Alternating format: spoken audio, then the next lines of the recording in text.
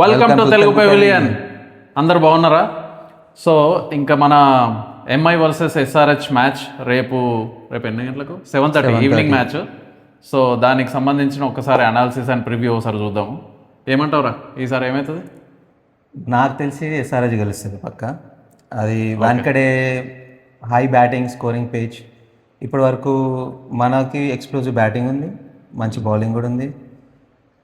అక్కడ కొంచెం డౌట్ వస్తుంది ఎందుకంటే ఎంఐ ఎప్పుడైనా బాటమ్ 10లో బాటమ్ లాస్ట్ 2లో ఉన్నప్పుడు బయటకు వచ్చే ఛాన్స్ చాలా ఉంది. So they might come back and fight back. But నాకు తెలిసినంత వరకు అయితే SRH is on the dominant side. కానీ ఈసారి నాకు ఎందుకో అంటే ఎంఐకి ఇది లాస్ట్ ఛాన్స్. కానీ ఇంతకు ముందు ఉన్నట్టు వాళ్ళకి బౌలింగ్ అయితే లేదు. ఎందుకంటే ఫస్ట్ ఆఫ్ ఆల్ బుమ్రా ఫామ్లో లేడు. ఫామ్లో లేకపోయినా ఆ మాత్రం కంట్రోల్ చేస్తున్నాడంటే బుమ్రానే. బోల్ట్ అసలు ఫామ్లో లేడు, కంప్లీట్ పిచ్చి కొట్టుడుతున్నారు బోల్ట్ బౌలింగ్లో.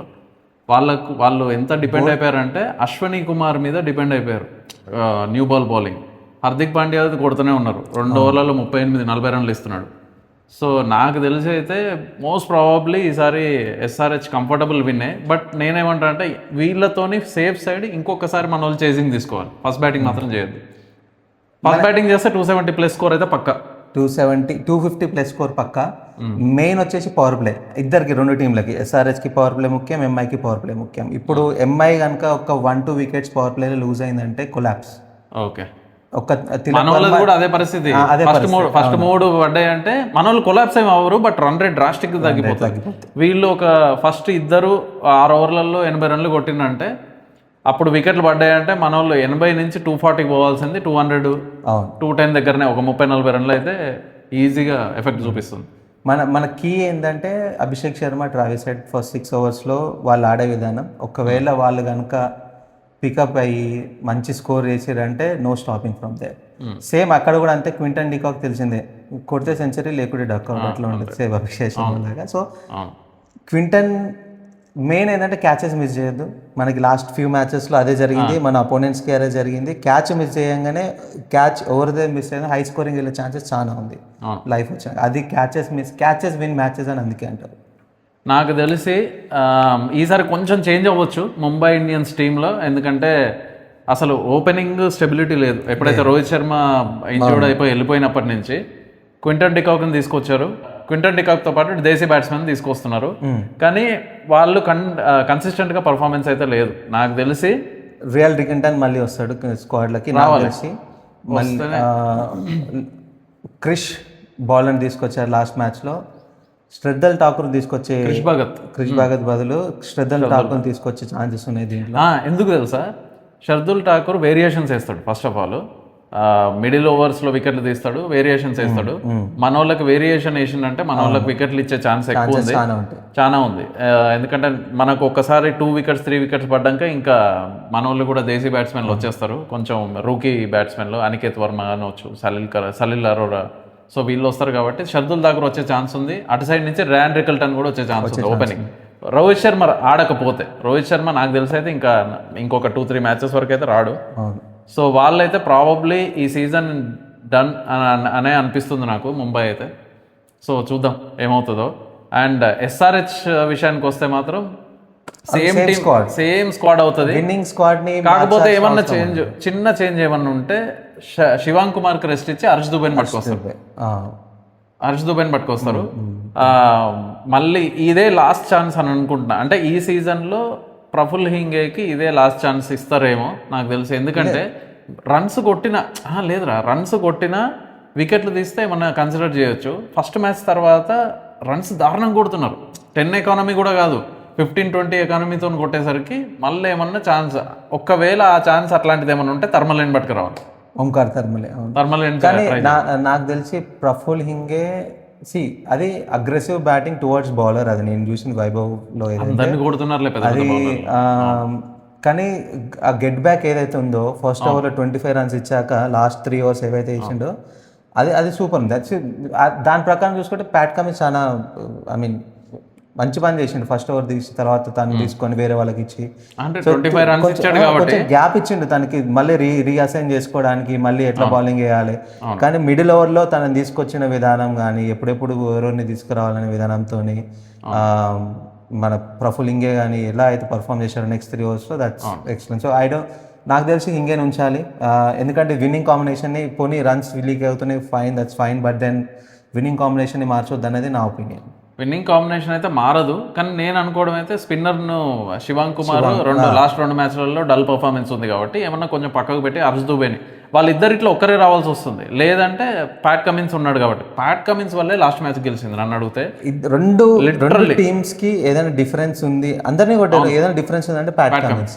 అంత హై స్కోరింగ్ మ్యాచెస్ లో 6.5 ఎకానమీతోని బౌలింగ్ చేసి వికెట్ తీసుకోవడం పాసిబుల్, అది హై స్కోరింగ్. అది వైభవ్ సూర్యవంశీ పిచ్చి కొడుతున్నాడు అటు సైడ్ నుంచి, అయినా కొడుతూ ఉంటే ఇటు సైడ్ ప్యాట్ కమిన్స్ వస్తాడు, కంట్రోల్ చేస్తాడు, మళ్ళీ ఇంకో బౌలర్ వస్తాడు. మనకి ఎంత ఇచ్చి 27 రన్స్ ఇచ్చింది 4 ఓవర్స్ లో, కానీ ఫస్ట్ ఓవర్ లోనే 11 రన్స్ వెళ్ళాయి, అంటే నెక్స్ట్ 3 ఓవర్స్ లో 16-15 రన్స్ మాత్రం. ఈయన ప్యాట్ కమిన్స్ వచ్చినాక నేను అనుకోవడం ఏంటంటే హర్ష్ దూబే ఆర్ శివాంగ్ కుమార్ ఇద్దరిలో ఒకరే ఉంటారని తెలుసు, కానీ ఒకవేళ వాళ్ళిద్దరిని తీసుకోవాలంటే సలీల్ అరోరాని పక్కన పెడతారేమో అనుకున్నా, కానీ సలీల్ అరోరా మీద బాగా చాలా కాన్ఫిడెన్స్ ఉంది మన టీంకి, కంటిన్యూస్ గా ఆడిస్తున్నారు, ఏదో ఒక మ్యాచ్ మాత్రం గట్టిగా కొడతాడు నాకు తెలిసి.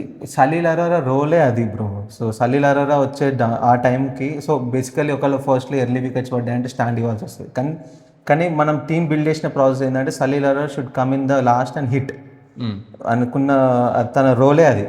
తిలక్ వర్మ మంచి ఫామ్ లో ఉన్నాడు. అవును, ఓవరాల్ స్కోర్ ఎంత అవుతుందని నువ్వు అనుకుంటున్నారా? మన బ్యాటింగ్ ఫస్ట్ అయితే ఎస్ఆర్హెచ్ బ్యాటింగ్ ఫస్ట్ అయితే 250+ స్కోర్ ఎక్స్పెక్ట్ చేస్తున్నాను నేను. ఓకే.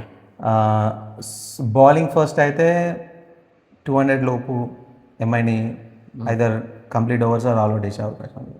నేను అనుకోవడం ఎస్ఆర్హెచ్ బ్యాటింగ్ ఫస్ట్ అయితే ఖచ్చితంగా 270+ స్కోరే పోతుంది, ఎందుకంటే కంప్లీట్ బ్యాటింగ్ పిచ్, అది ఫస్ట్లో వికెట్లు పడకపోతే, ఎందుకంటే ఫామ్లో కూడా లేరు కాబట్టి, బుమ్రా అండ్ ట్రెంట్ బోల్ట్ ఫామ్లో లేరు కాబట్టి, ట్రెంట్ బోల్ట్ ఆడతాడు ఆడో కూడా డౌటే. సో మనోళ్ళు బ్యాటింగ్ చేస్తే 270+. ఒకవేళ మనోళ్ళు బౌలింగ్ చేస్తే కనుక ఖచ్చితంగా 160-170 కన్నా ముంబై ఎక్కువ పోదు, ఎందుకంటే మనోళ్ళు వికెట్స్ తీస్తున్నారు. నా అజంప్షన్ అయితే 190-180+ అయితే ఈజీ ఉంటుంది Mumbai.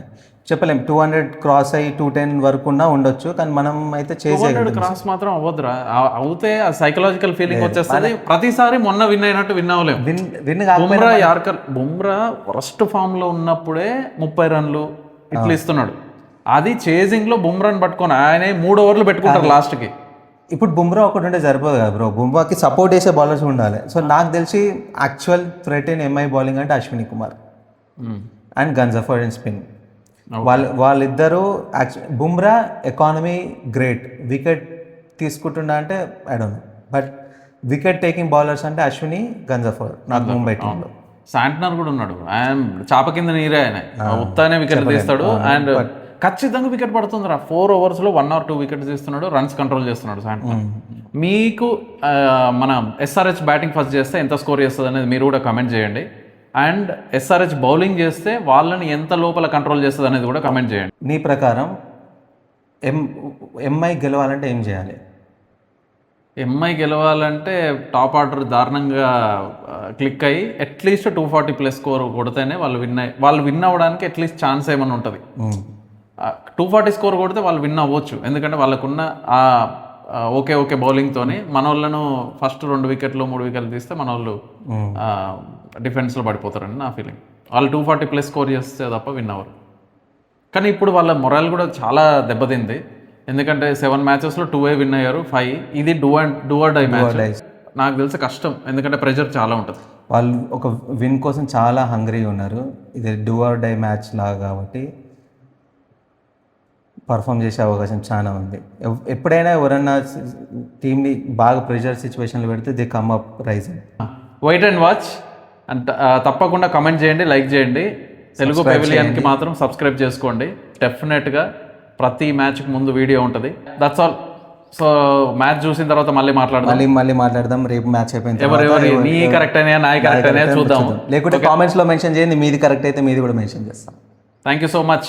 Stay tune to Telugu Pavilion. Bye everyone.